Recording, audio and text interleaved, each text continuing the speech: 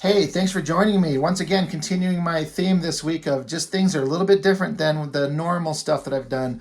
We are going to look at a Star Wars comic and also a manga Star Wars comic. Um, I'm from the era, it's 1977 is when I'm born, which is when Star Wars came out. So Star Wars is obviously, like most of us, a major culturally significant thing that it just carries so much significance. Just love it. Love the original trilogy. Star Wars to me is dead. I don't anything new these days anymore. I can't stand it. It's all so terrible. It gets worse and worse the more they go.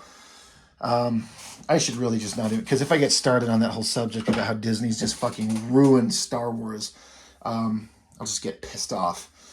They just need to let it die. This needs to go away for another 10 years and then just let somebody else do a one-off and just pretend that it's good again.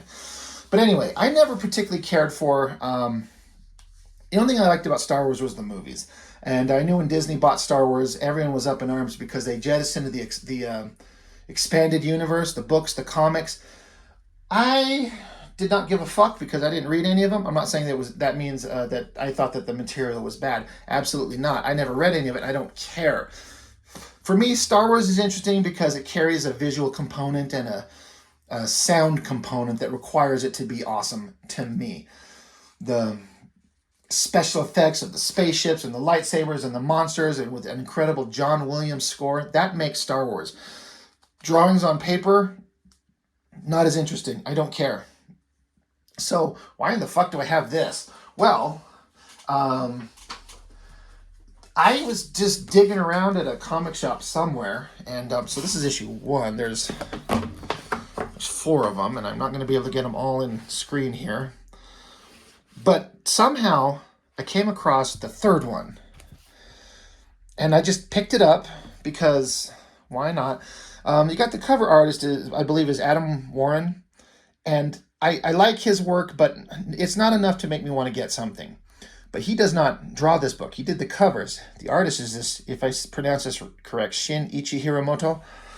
I picked it up, this one, and flipped it open, and when I saw, I'm trying to flip it open and find something visually that just blew me away and made me go, holy shit, I have to have this. You know what, fuck, we'll just get into it when I show the books to you. I was so blown away by the visuals. This is the first time I'd ever picked up anything that was... I didn't have the words for it at the time. Manga is like the correct terminology for it.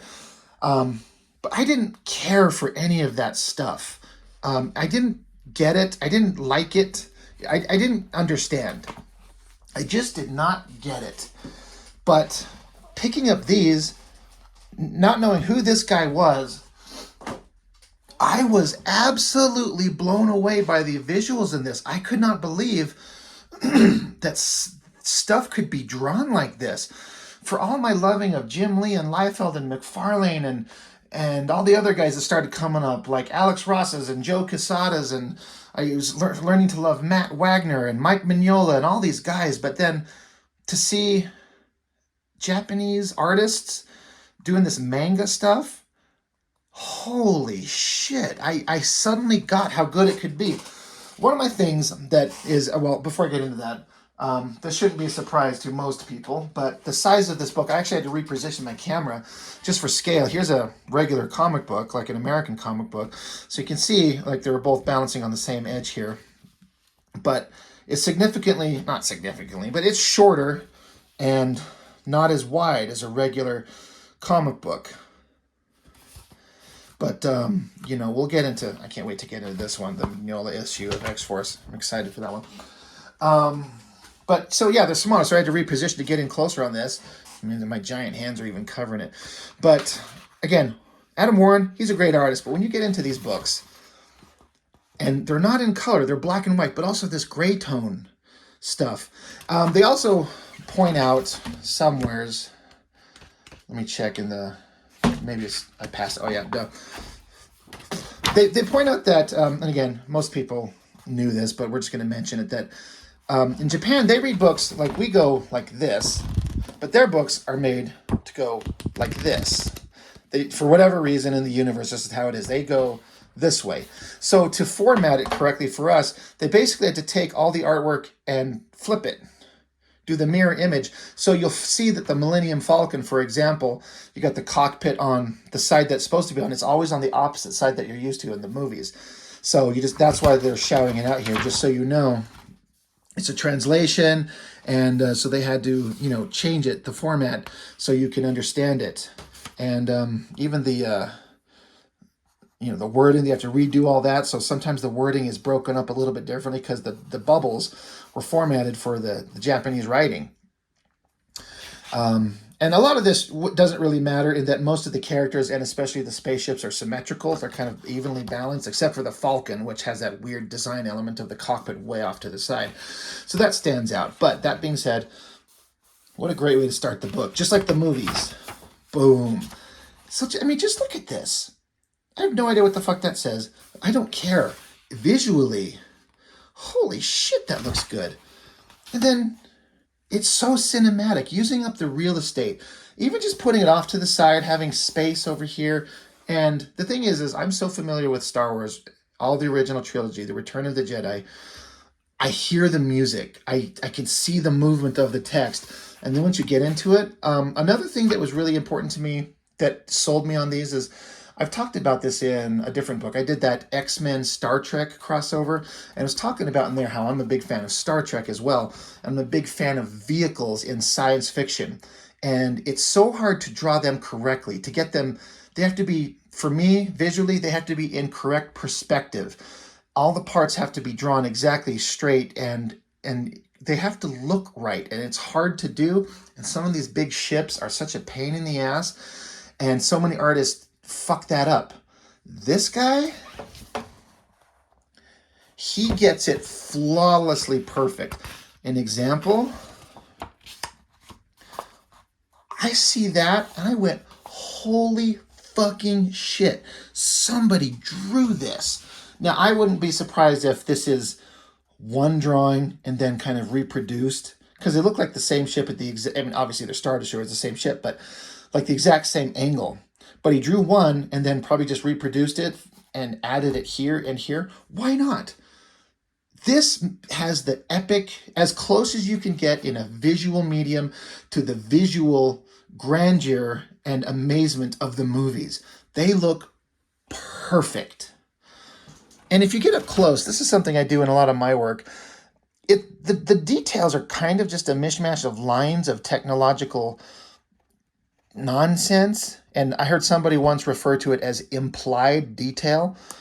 And that's exactly what it is. It's kind of I'm not a mess, but it's not super, super specific up close. But you back away, flawless. So I see this, I'm like, holy shit, look at this. And again, if you know the movies, the way it was visually shown, it's exactly the mirror opposite. It flip it over. The Death Star's over here and the Star Destroyer's coming this way. But it doesn't matter. Now, again, here's those same ships. I bet he just took the same drawing and then just reproduced them, changed the composition of it. But doesn't this look just as big and massive as the Star Destroyers do in the movie itself? And it never wavers. It never falters. It is so good. And then the dialogue is exactly from the movies. And it's funny, because I'm so familiar with this, like so many of us, I can hear these voices and I can hear the music. So being very familiar with one of my most favorite movies ever made this reading experience just incredible. But look at this perfect Imperial shuttle with the tri-wings on it. And then look at that Death Star. Like, I don't even get how they do this and how they create this. I wouldn't even be surprised if they took an image from the movie and just kind of like traced over it or something. I don't know. But it has the massive scale, all this detail as they're building this Death Star, little tiny ships approaching it. The scale is so good. Look at all these shots. I could just go on. You're going to hear me go, oh my God, look at this. Oh my God, look at this, over and over and over. I don't know how they do the gray tones. If it's like screen tones on paper that you lay on there and you cut out. I don't know. I'm sure there's some of that in here. Great. Shuttle again. It comes down. You could just hear that music. And look at the atmospheric mood as he's coming down out of that ship. And even the lines on the ship itself are kind of light and not super detailed. There's no heavy shadows except for that figure cross-hatched out there to show like the smoke and steam coming out. And then look at that picture of Vader. Like, that carries a more evil, ominous, imposing look in a way than even the movie did. So incredible. And then they have the conversation go as it word for word, line for line, exactly from the movie. And they add, like, you know, he's most displeased with your apparent lack of progress. And then the commander's like hyper freaking out here. You know he was freaking out in the movie, but they enhance it here. So they're not just reproducing it beat for beat. The artist has the opportunity to add his own kind of vibe to it. We shall double our efforts. It's like, I hope so, Commander, for your sake. Great stuff. And look at that Death Star again. It's so good. So this is what sold me on this stuff. And it was an eye-opening thing of like, look at this guy's body. Like, the line work on him, his drawing of himself just kind of fades out into nothing. If I were to draw that back in the day, I would be like, you have to finish the drawing. But oftentimes, for as technically precise as these guys are, and this artist in particular, they get less precise and they're more concerned about the emotional feeling of the drawing itself. And that's what they bring to this. It is just incredible. So, cut to Tatooine. We know exactly where it's going on here. Look at these absolutely flawless, perfect droids. 3PO and R2-D2. They're so good. Like, it's almost impossible that somebody can draw this good. Now, if you're a fan of manga comics and you've read all kinds of stuff, and I've still never read, like, Ghost in the Shell. I'm a big fan of the animated movie from 95, but I don't know anything about the works. I don't know anything. I can't speak to it. So I'm sitting here just, like, rubbing one out, talking about how great this artwork is. And you're like, yeah, it's great. But this is common. This is what is in these books all the time. That's why they're popular. This is why I think if you look at global total sales, Japanese manga comics outsell American comics by multitudes of factors. I just kind of never paid attention, whether it's the sun or just a reflection. Look at that great effect here. However they do that. I mean, is it a screen tone again? It looks amazing. I want my comics to look exactly like this. With, you know, it's black and white, but you throw in these gray tones and these highlights and things like that. So beautiful. Look at these landscapes. Again, it looks exactly like I had out of the movies. Everything is down to the exact perfect detail, but a beautiful landscape. Great architecture drawings. I was kind of curious of how many of these books we're going to get through. We'll get through this book 1. Maybe we'll do book 2, depending how long it takes. I hope you find these as interesting as I do. I didn't care for Japanese manga comics at all. I had no interest in them. But this is what opened my eyes to visually what these things could be. Now I'm like, oh, okay. Jim Lee or Rob Liefeld would never draw this. Look at this super skinny line work on his hands here. It kind of flies in the face of everything I was ever taught as an artist and what to do. But they make it work. Somehow this artist it works perfectly. And I can't understand it. I can't explain it. Look at these great spreads. Jabba and all the creatures that were there. You can just hear that music in the background. They threw in this thing. I don't know if this was actually in the movie now I think about it. Like, there's like something roasting over a fire back here. Was that in the movie? You think I'd know, but it doesn't seem familiar. You got Boba Fett there. I wonder if that's supposed to... No. I was wondering if that Lando Calrissian guy in his outfit that he's hiding in is here. But all these great creatures. So good. Look at this. Look at that guy with the long snout. This stuff is so good. And of course you got Jabba. Boshuda. So good. It makes me want to go watch Star Wars now. Go watch a good Star Wars. But we all know the story. We all know what goes on. Boba Fett looking badass. Han Solo frozen in the carbonite. What a great drawing there. And then look how many pages into this book we are. And we're just at the part where we're right at the beginning. We're only, 10 minutes into the movie, but we're you know, almost halfway into book one. Like, these guys use up a lot of real estate to tell these stories, and that's why there's 4 of these things. So, pretty awesome. I always like how you got the dancing girl, but look at Jabba back here. He's getting his little slug hard on going for her. It's so creepy and weird. Unfortunately, here's the unfortunate thing, is that these were done around the time of the special editions, because you can tell they threw in this absolute ridiculous bullshit of extra stuff that was not needed. It doesn't detract from the book, really. It's just that it makes you think of the stupid shit that was in there. Anyway, this is where she gets dropped down to the Sarlacc pit. I bet you the Sarlacc monster is going to look really awesome. Just visually great stuff. Of course, we're not going to see the Sarlacc monster until a little bit later when Luke shows up. And then, of course, the Leia in disguise shows up with Chewie.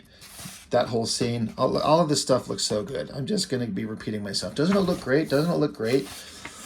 I like this where pulled out the thermal detonator and this big hyper focus on Boba Fett whipping up his gun, getting ready to take him out. Looks so great. And then look at the technical precision of that helmet. Like, it's perfect. I can't get over it. Anyway, they all come to an agreement. Oh, and then there's Lando. Pulls down his mask like we've seen. Another great landscape. They have that scene where that big frog thing, like, snaps up that little creature and burps. That's funny that they throw it in there. I mean, you got it. It was a major thing. As a kid, I thought that was one of the funniest things ever. Just look at this artwork. Just look at the spread. I don't even need to explain to you the story because we all know it, but it just visually works so well. This kind of actually makes me... I'm going to make a horrible comparison to this book and then what I'm doing. I'm doing like a He-Man fan comic. If you followed my work, you know that. And I'm doing it with very little concern for page count. I'm just doing it streaming consciousness in a way, using as many pages as I want to tell the chapters of the story that I want. I'm not confined to a 22-page book like most standard American comics. And that's why each one of my books are a thick-ass thing. My next one coming out is 120 pages, but because I want to visually tell the story the way that I want to. And that's kind of what I feel like they're doing here. They're taking all the time they want. They could show the scene of this, Leia in disguise coming in here and bringing him down and starting to melt him. They could show it in one page if they wanted, but you don't get the big visual impacts that you do here. So it's all just so great. And of course, Jabba shows up. Very, very cool stuff. We all know what goes on here. And then along comes Luke in his awesome cloak, in command of the Force. And then you got that shot of Jabba with sexy slave bikini Leia. It's an interesting thing.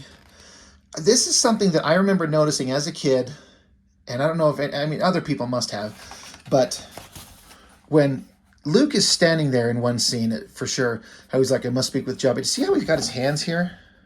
He's got his hands kind of together, holding his thumb together. That is exactly what Mark Hamill was doing with his hands in one of those scenes. Exactly.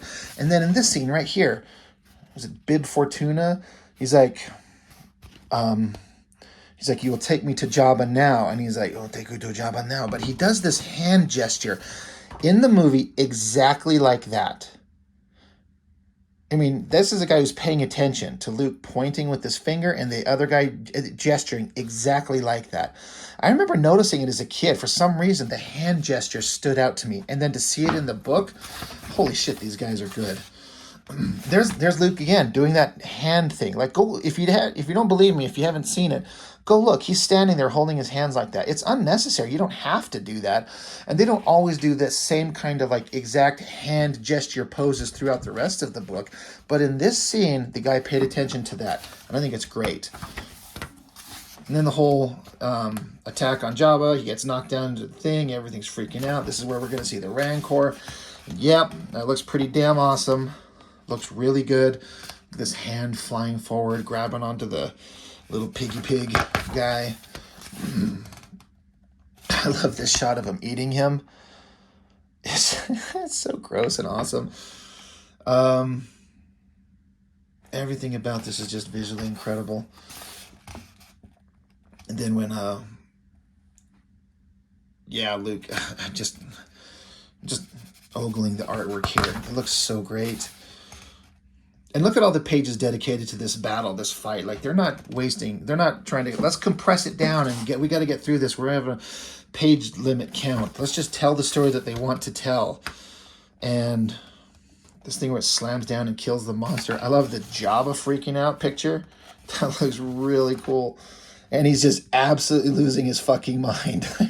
I mean, this is where the artist is bringing something new to it. Look at Jabba freaking the fuck out. Oh my God, that is just, it's hilariously awesome.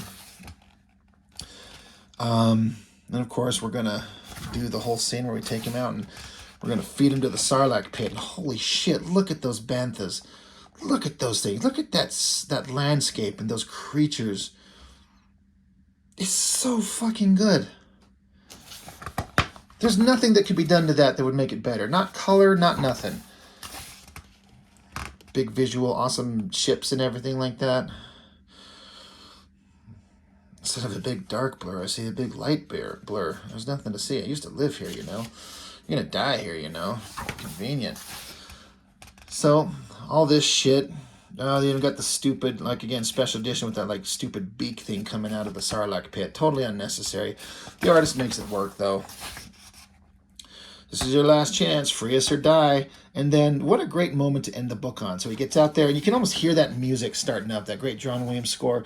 Luke's giving the salute to R2. And then pushes him. And then Luke jumps off, flying through the air, grabs onto the, or, you know, he moves down, grabs onto the board, springs up. R2 shoots that saber out there. Look at this great dynamic pose there. And then it's just like, oh, like almost like heavenly light coming down now that he's got his hand on his super weapon.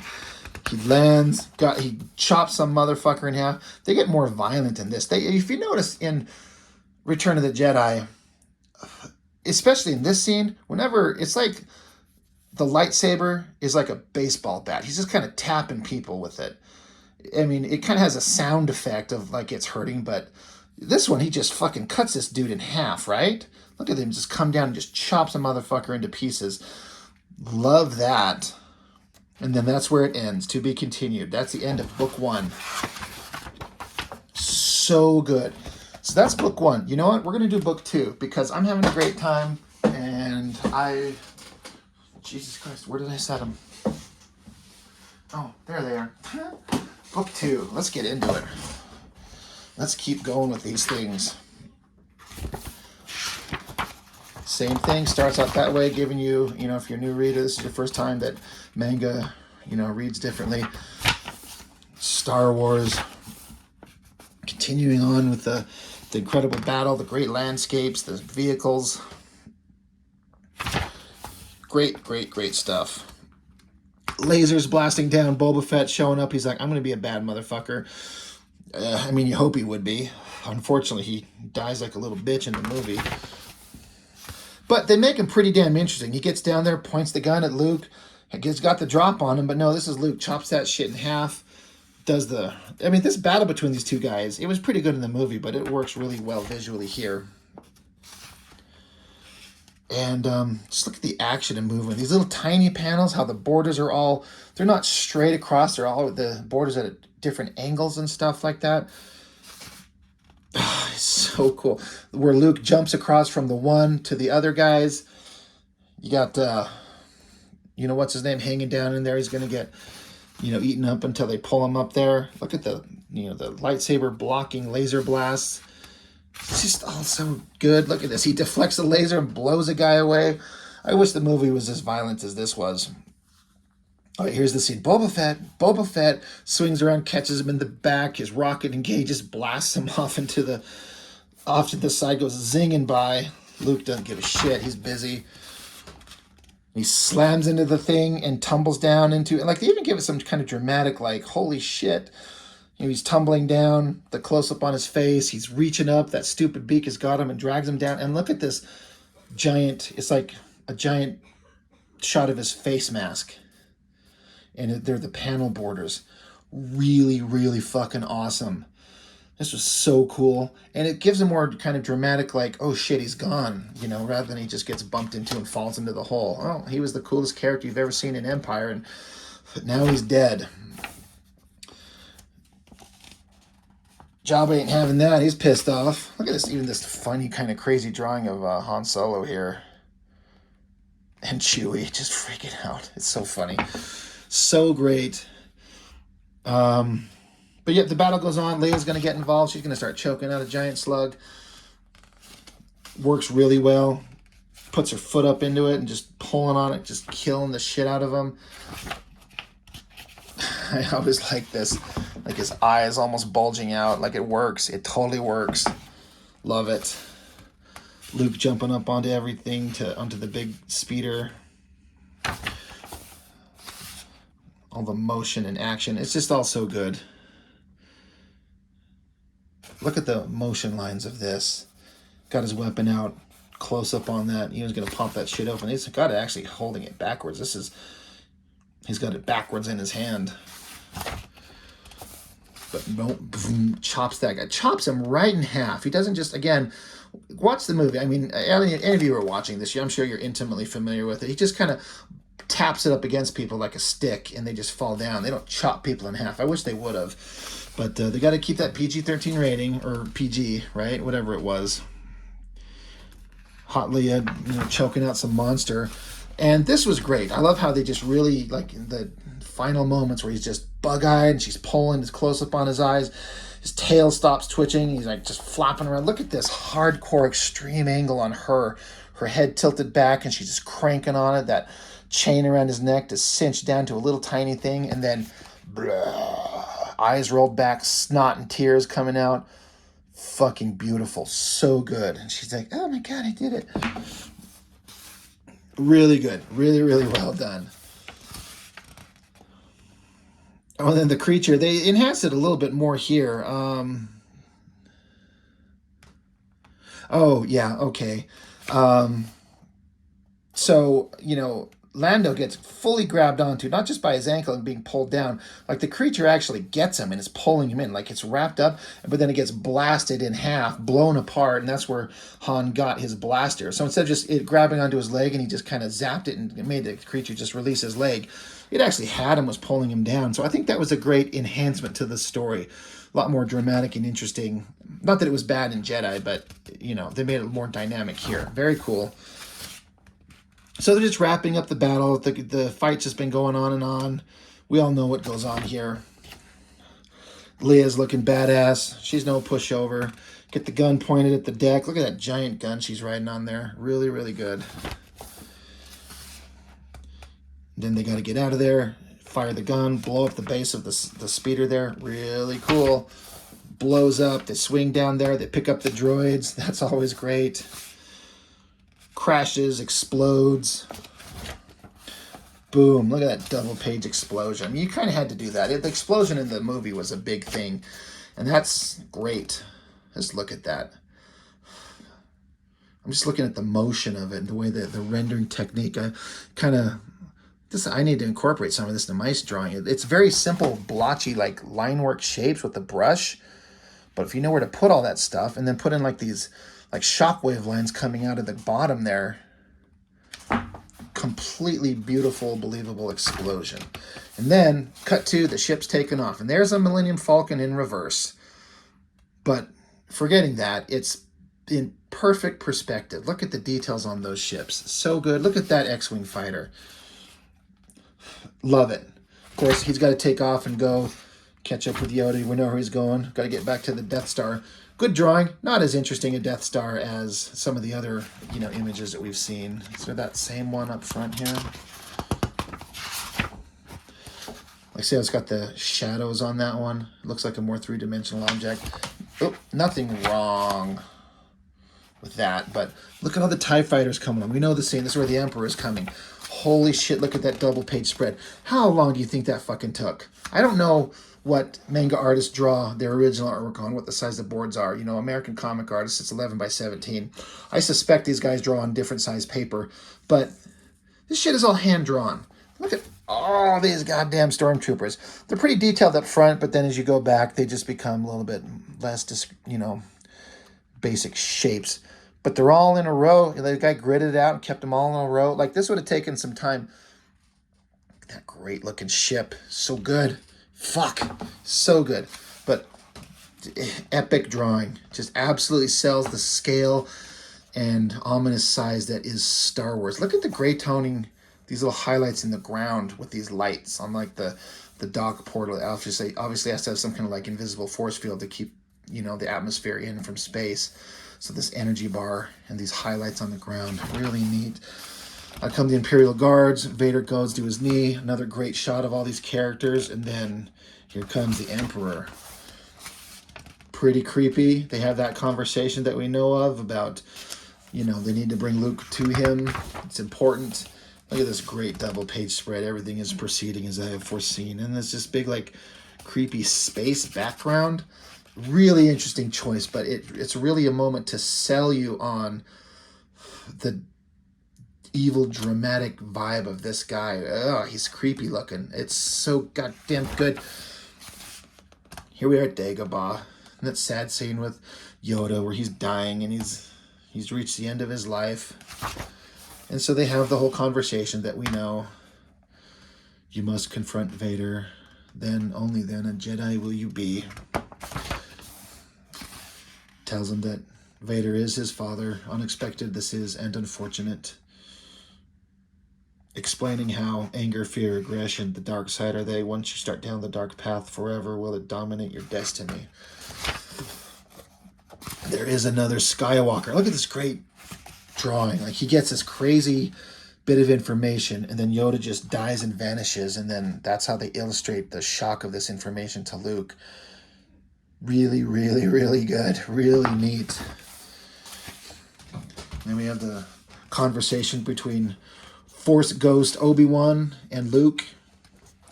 It's all, you know, it's all there. We all know what's going on. Again, the artwork is just perfectly telling the story. They try different things, different artistic ways of illustrating the story.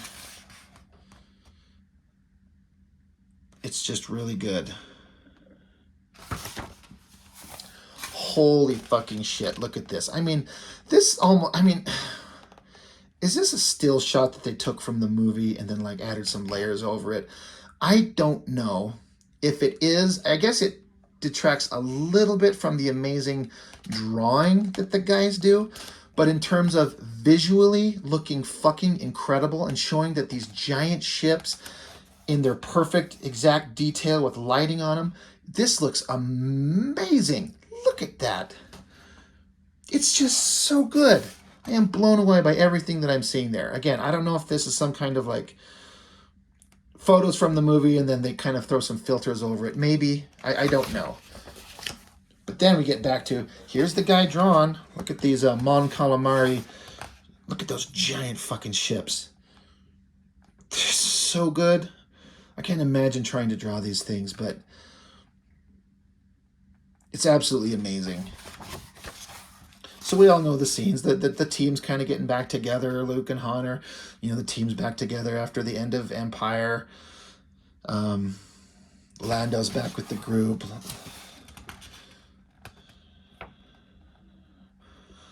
And they give their whole plan of attack to the base. God, you can just hear his voice, right? It's a trap. Really good. So we all know the story. They're all having their little conversations. God, look at that. Look at that shot. So good. That Millennium Falcon. I mean, I don't know how... I'm not good at technical stuff. I love vehicles, and I can't draw them. And I see this shit, and it just makes me go, I'll never, ever be able to draw them. I don't understand how you... in perspective, it's one thing to get something that's a bunch of straight shapes, but how do you get in perfect perspective the roundness? This is an understanding I do not have. It looks amazing. So all those conversations that they have about what they're going to do, how they're going to do it, we all know the story. They jump out. Look at that great shot showing them jumping into hyperspace. Big hard line into the distance and these kind of like glowy blur effects. Perfect. You get the idea. You understand that they just, you know, hit it and then it kind of like powers up. It says VORP and then poof, they just take off. Absolutely incredible drawings.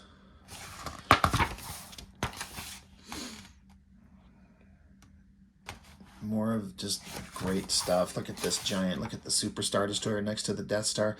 This brings up something. I see this. I wonder if anybody else had the same vibe. I remember even as a kid thinking this. When the Return of the Jedi, the book started, I don't think they have it in this one. But let me grab book one where it says in the title crawl,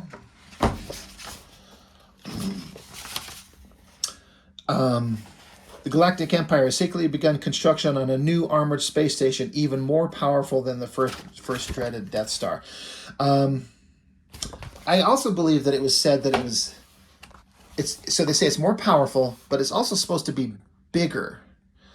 But I never felt like this new one was bigger. In fact, it felt significantly smaller. The thing is the original Death Star in the original movie, for the most part, you just saw it floating out in space. And it was this massive planet-sized, I mean, they say a small moon.